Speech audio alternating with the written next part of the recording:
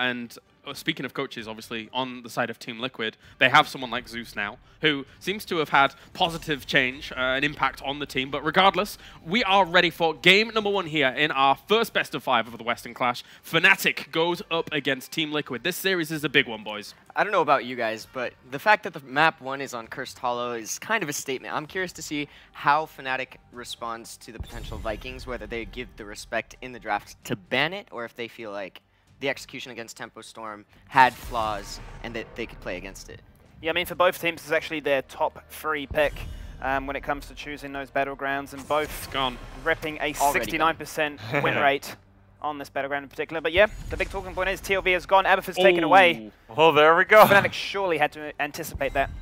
I'm really curious to see how they respond. Abathur Genji in general is a very strong combination. Fnatic's obviously aware of that. They whipped it out at mid-season and just were unbelievably successful. I wonder how they're going to respond to that. And let me point out that the reaction from the crowd then was loud when that Abathur got locked in. Yeah. So they know the power that Team Liquid has behind these kind of picks. We heard the crowd here from 60 meters away, through 2 closed doors. Yeah, they're very excited to see the slug coming out. And you know, Fnatic, they need some time to think here, but when you think about it, this should have been one of the permutations that they would have considered. We spoke about it, Abathur and Vikings, these macro heroes. I don't necessarily think them using their time pool is out of insecurity. I think it's more so like Fnatic just wants to take their time and just verify. I think it's what do we take with the hacker. Okay, wow. Yeah, okay. So they do identify that Genji Abathur would be too big of a problem to deal with, and Schwimpy, I think, is like undoubtedly the best Genji in the world.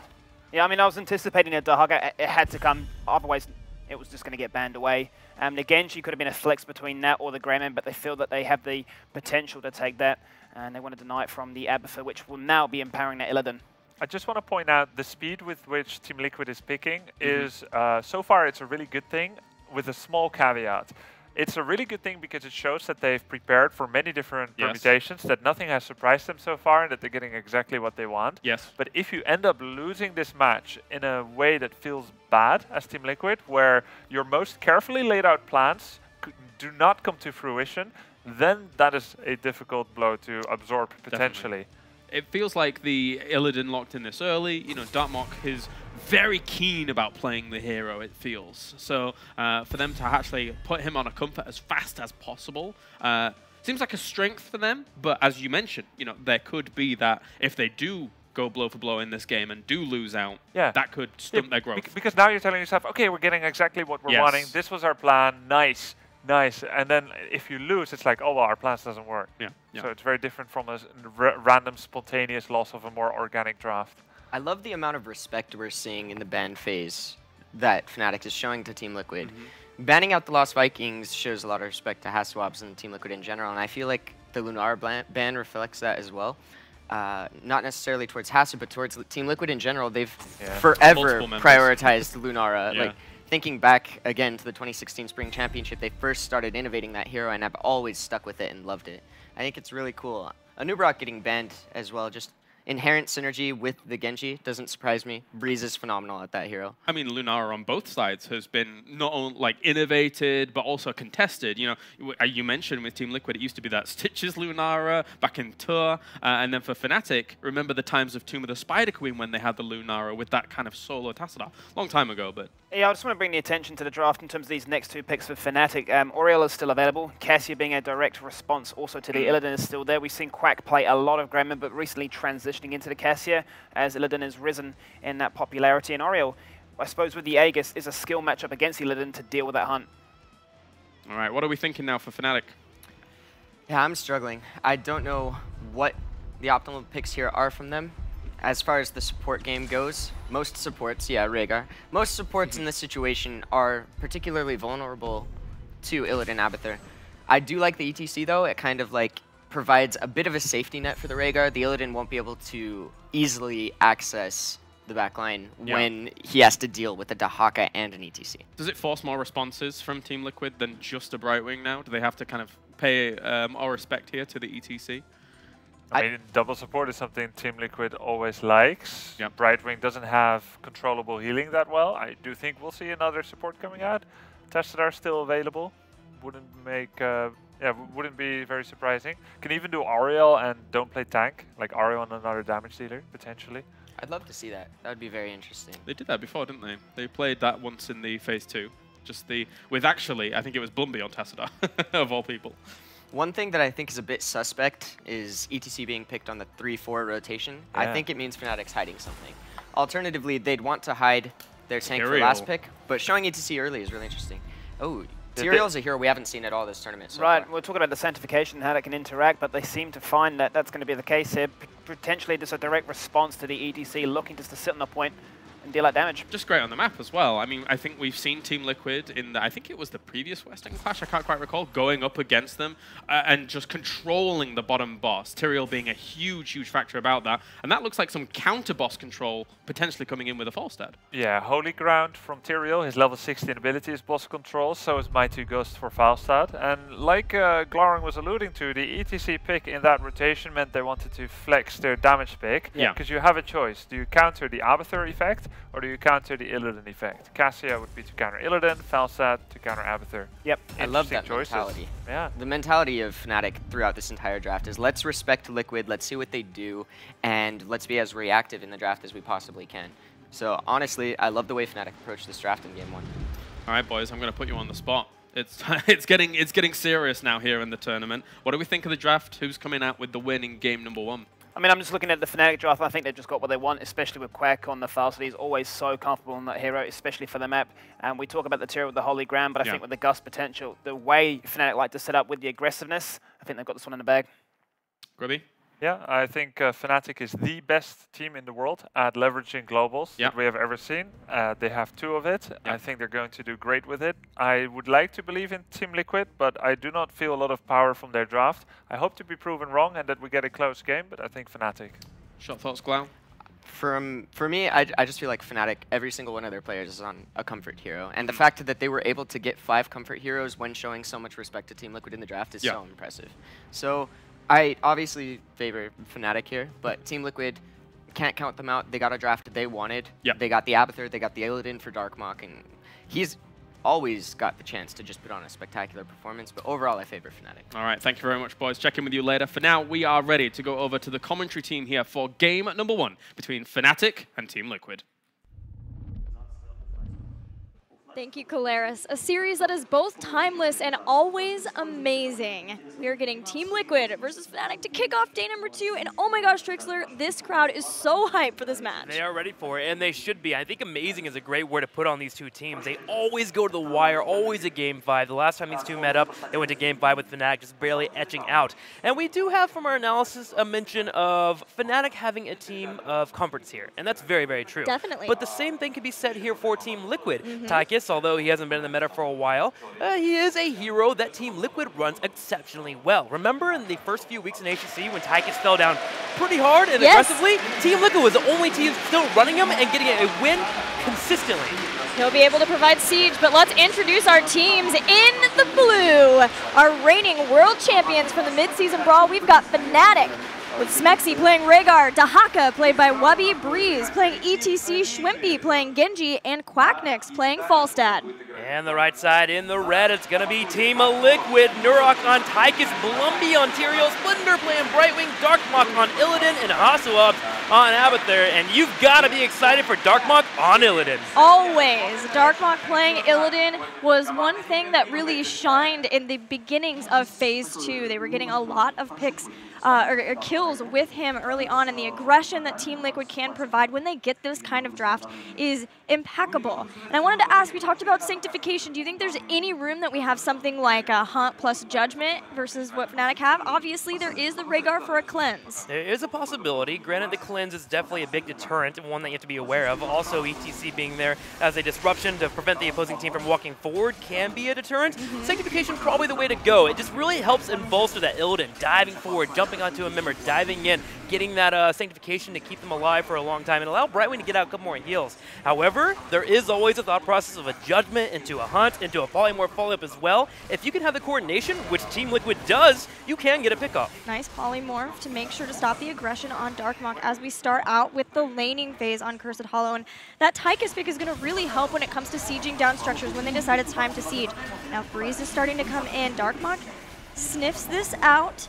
So far, staying safe along with Splendor. Team Liquid trying to make sure that they don't lose anybody in this vulnerable time, but oh no! Splender's been caught!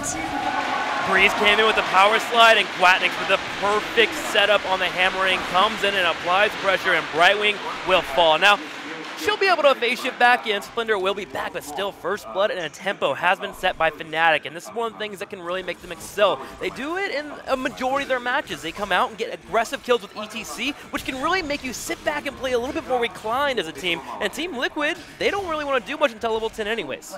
Yeah, there has not been a lot of ETC play since his change to Rockstar, not giving attack speed anymore, but instead giving him that armor. But here and again, we are seeing it, and Fnatic specifically said they believe that this hero would rise. And whether it's because Breeze is such a beast on this hero, or they really do believe that with some of the changes that have come in, the nerfs to a new Barak before, that he is going to start to make his way back into the meta. Yeah, ETC in the last couple of weeks of HGC Europe has started to make a bit of a resurgence. We've seen him more and more, and I expect to see him more here in the MSB with multiple EU teams going into the top ranks of the entire matches. Now let's talk about this while we have a second, about what Team Liquid wants to achieve this entire tournament this weekend. They talked about multiple goals. First off, do not lose to North America. Check. Check, they've done that. Next, beat Fnatic, and that's what they're in the middle of progress of doing right now. If they beat Fnatic, they'll be moving on to their next goal, which they want to get to top 3 in this tournament. So Team Liquid has goals set up. Can they handle Fnatic and the pressure they've had the last few weeks? Team Liquid, ever since not qualifying for the mid-season brawl, has had a rough time of it. Mentally,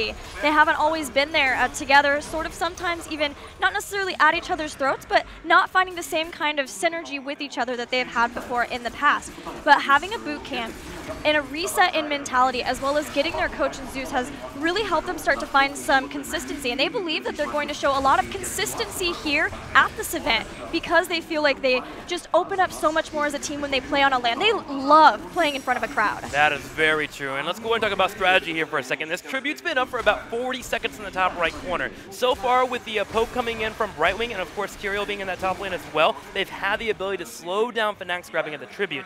But Fnatic, realizing that they were going to be slowed down because of Brightwing's poke, of course the level 4 talent Heroic Reforging being picked up by Tyrael, they decided to put all 3 members in the top lane, break down some turrets instead, and force Team Liquid to come defend that and grab that tribute. Both teams playing at a very high level, and Fnatic getting the edge on that trip. Yeah, and Fnatic still maintaining an experience advantage, even though that Team Liquid did have both Abathur trying to soak as well as some of the other members, but having Wubby being able to not have to stock in has been invaluable to them, and being able to take out those turrets, giving them just a slight advantage to level 7 faster, but Quacknix gets caught. Team Liquid has Blumby along with the Abathur hat, and they get the kill.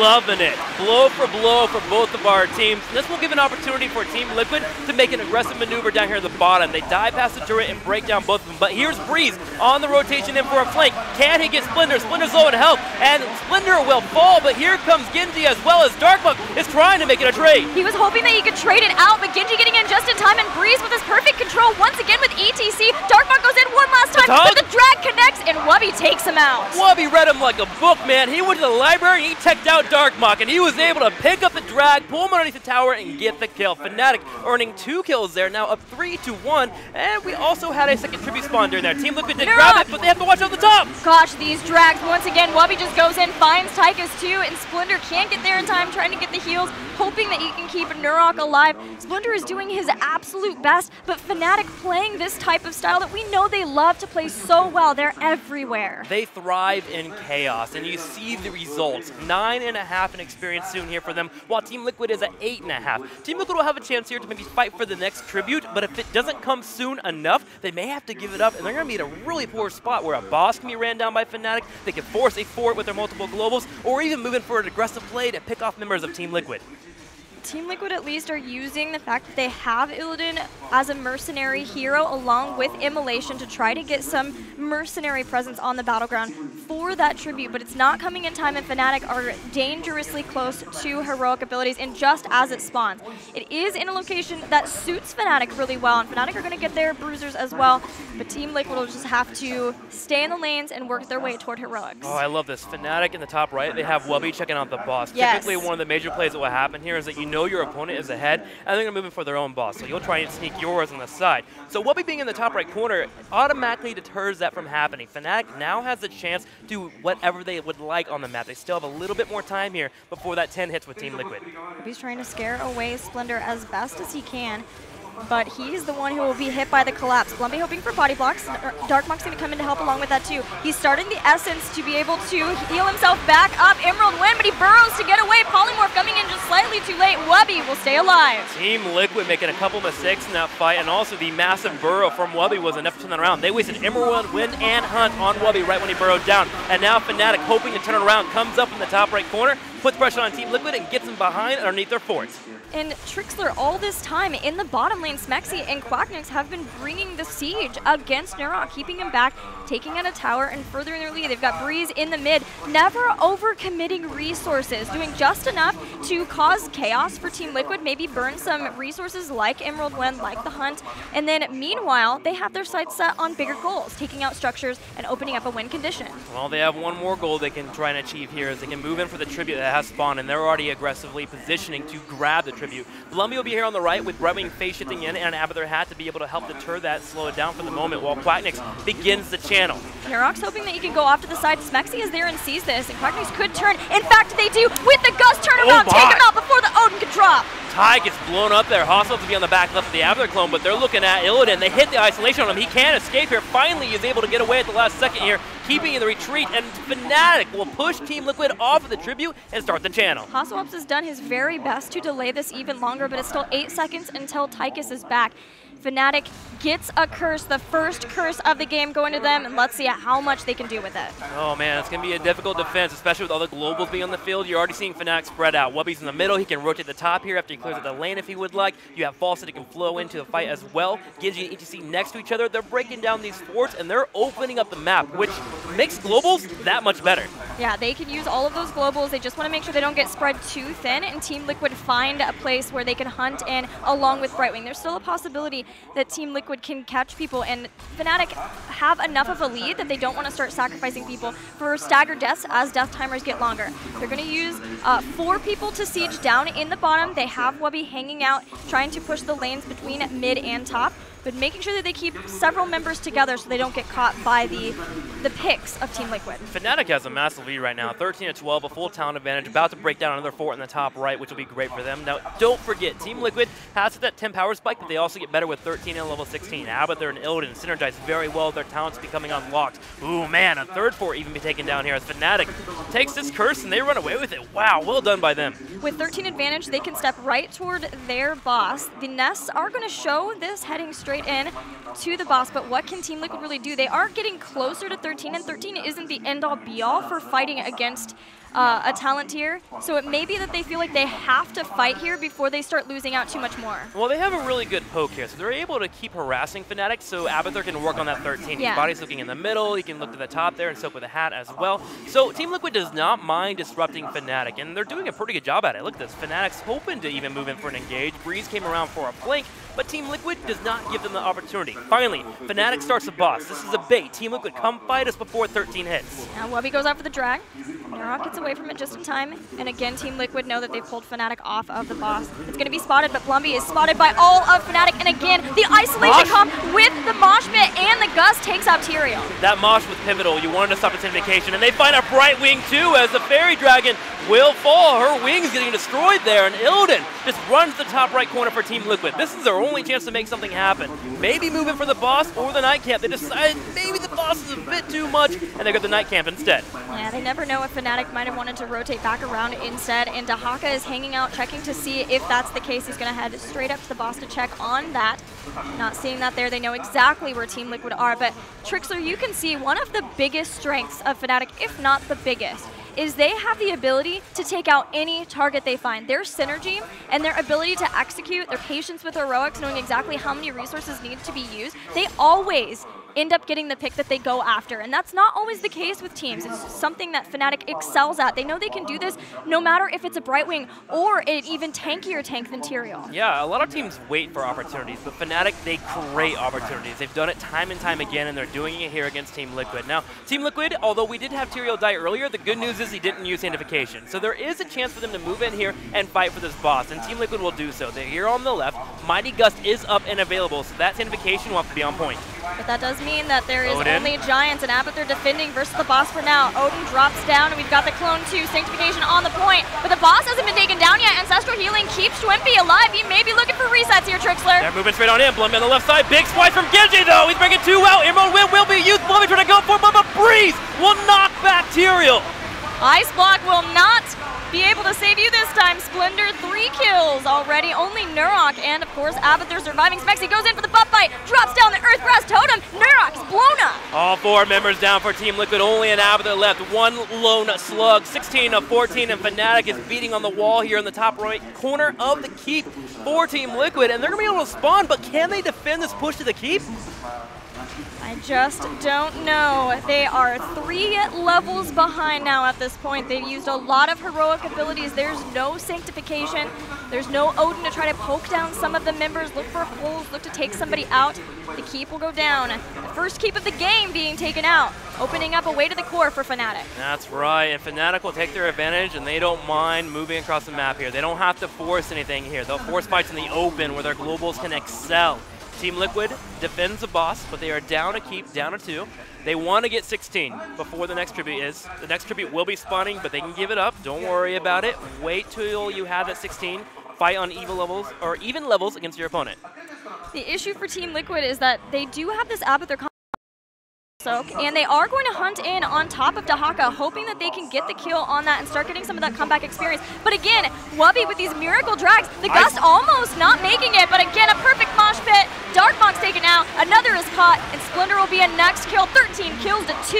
Oh man, I could see what they were trying to go for. A high-risk play there, trying to go in on your opponents. But the thing is, Dahaka was right next to his fort. He had a place to escape to, and I know you're in the late game Bower Spikes, where you can maybe die those forts, but maybe a little bit too ambitious there from Team Liquid, and Fnatic pounces right away. They're looking for another kill. If they get one more, that could be game. Oh my goodness. Just the level of execution for Fnatic that the drag comes out. Blumby's able to dodge that, but immediately Breeze comes in afterwards saying, fine, if we don't catch you with the drag, we will get you with the power slide. Thankfully, Blumby does have some escape. He has Eldruin. He has his own shielding and movement speed from Smite.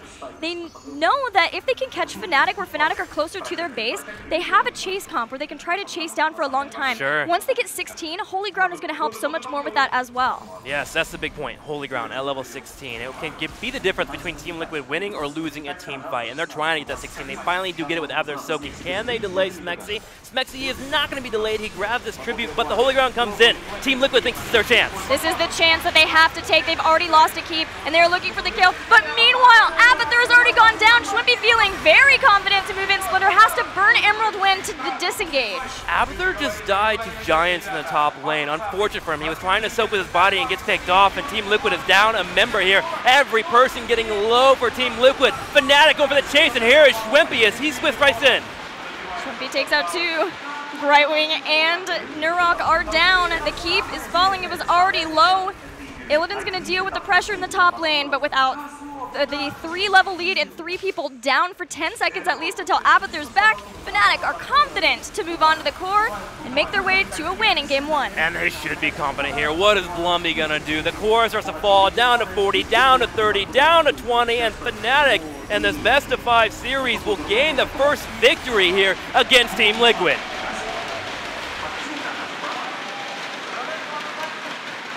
Team Liquid drafted very quickly throughout. A lot of fast picks, showing that they had made a lot of plans, but the best laid plans versus Fnatic are not a guarantee, and Fnatic just proved that in a scary way. I mean, Fnatic even got 3 kills to 1 before level 10.